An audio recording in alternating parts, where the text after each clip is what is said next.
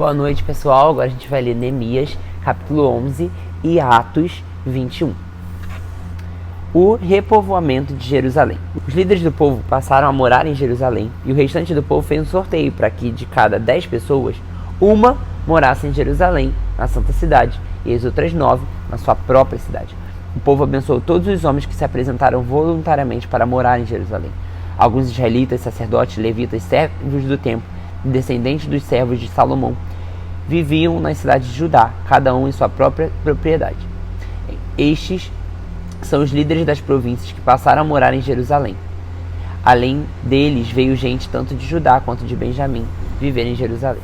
Entre os descendentes de Judá, Ataías, filho de Uzias, neto de Zacarias, bisneto de Amarias. Amarias era filho de Cefatias e neto de Maalaleel, descendente de Pérez.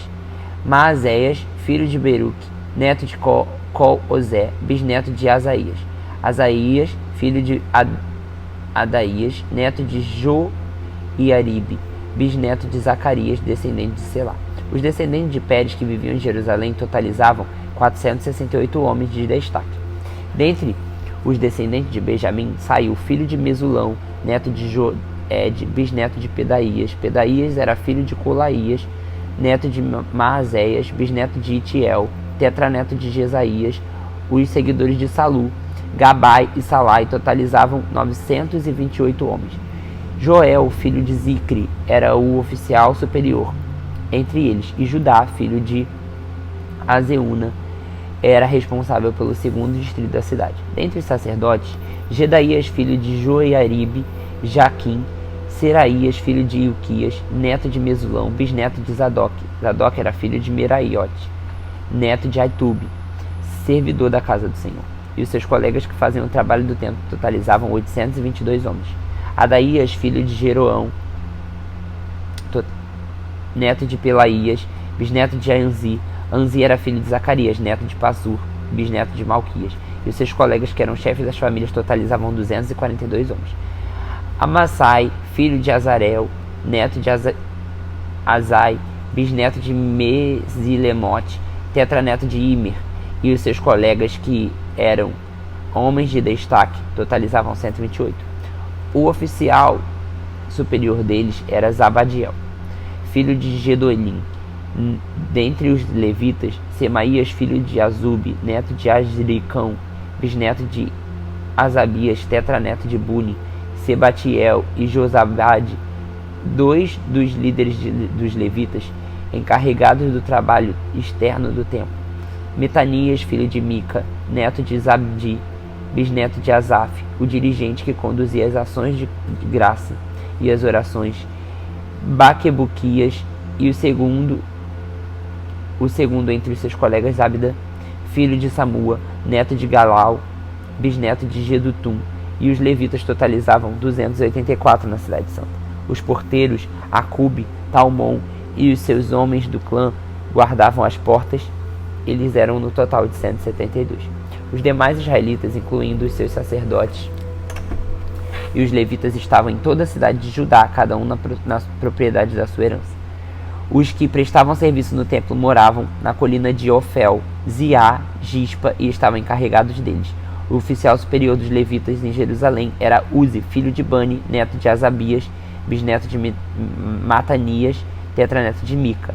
Uzi era um dos descendentes de Asaf, que era responsável pela música no templo de Deus.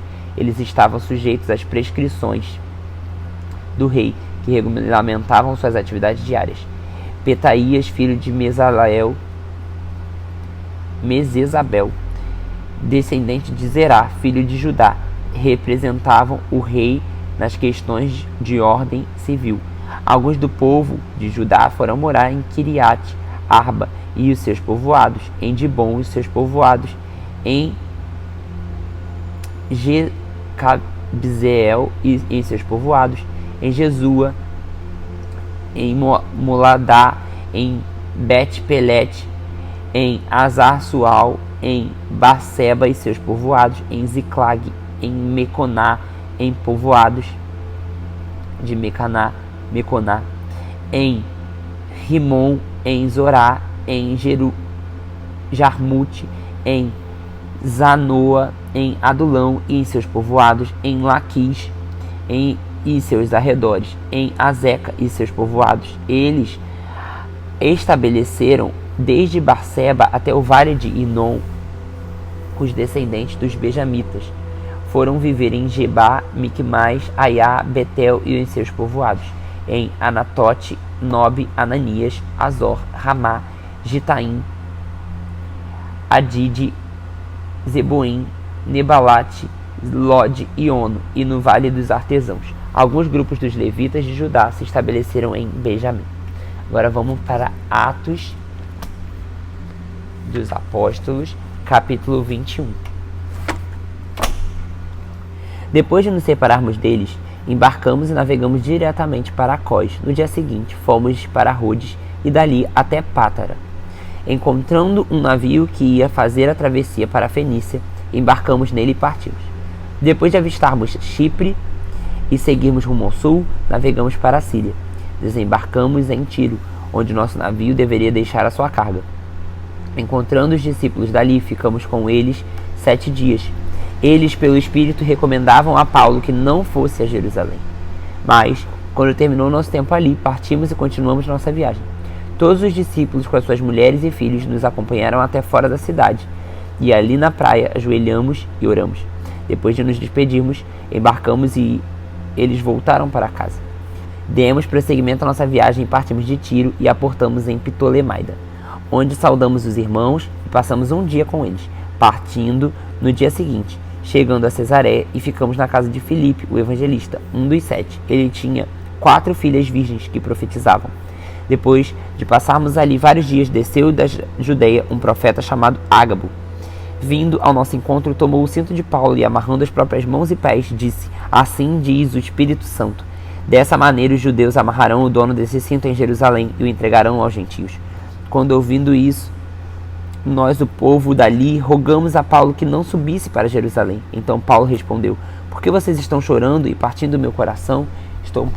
Estou pronto não apenas para ser amarrado, mas também para morrer em Jerusalém por nome do Senhor Jesus. Como não pudemos dissuadi-lo, desistimos e dissemos: seja feita a vontade do Senhor.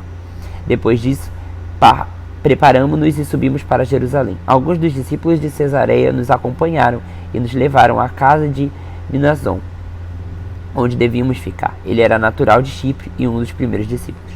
Quando chegamos a Jerusalém, os irmãos nos receberam com alegria. No dia seguinte, Paulo foi conosco encontrar-se com Tiago e todos os presbíteros que estavam presentes. Paulo os saudou e relatou minuciosamente o que Deus havia feito entre os gentios por meio de seu ministério. Ouvindo isso, eles louvaram a Deus e disseram: Paulo, veja, irmão, quantos milhares de judeus creram e todos eles são zelosos da lei. Eles foram informados de que você ensina todos os judeus que vivem entre os gregos a se afastarem de Moisés, dizendo-lhes que não circuncidem seus filhos, nem vivam de acordo com os nossos costumes. Que faremos? Certamente eles saberão que você chegou. Faça o que dizemos. Estão conosco 4 homens que fizeram um voto. Participe com eles do ritual de purificação e pague as despesas deles para que rapem a cabeça. Assim, todos saberão que não é verdade o que falam de você, mas que você continua vivendo em obediência à lei. Quanto aos gentios convertidos, já lhes escrevemos a nossa decisão, que eles se afastem de toda a comida sacrificada a ídolos, do sangue, da carne de animais estrangulados e da imoralidade sexual. No dia seguinte, Paulo tomou aqueles homens e purificou-se com eles. Depois, foi ao templo para declarar o prazo de cumprimento dos dias da purificação e da oferta que seria feita individualmente em favor deles. Quando estava para terminar os 7 dias, alguns judeus da província da Ásia, vendo Paulo no templo, agitaram a multidão e o agarraram. Gritou: israelitas, ajudem-nos! Este é o homem que ensina a todos em toda parte contra o nosso povo, contra a nossa lei e contra esse lugar. Além disso, ele fez entrar gregos no templo e profanou este santo lugar. Anteriormente, eles haviam visto o Efésio Trófimo na cidade com Paulo e julgaram que Paulo o tinha introduzido no templo.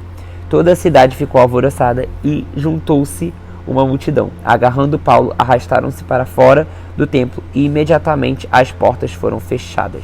Tentando eles matá-lo, chegaram notícias ao comandante das tropas romanas de toda a cidade de Jerusalém que a cidade estava em tumulto. Eles reuniram imediatamente alguns oficiais e soldados com eles, que correu por meio da multidão. Quando viram o comandante e seus soldados, pararam de espancar Paulo.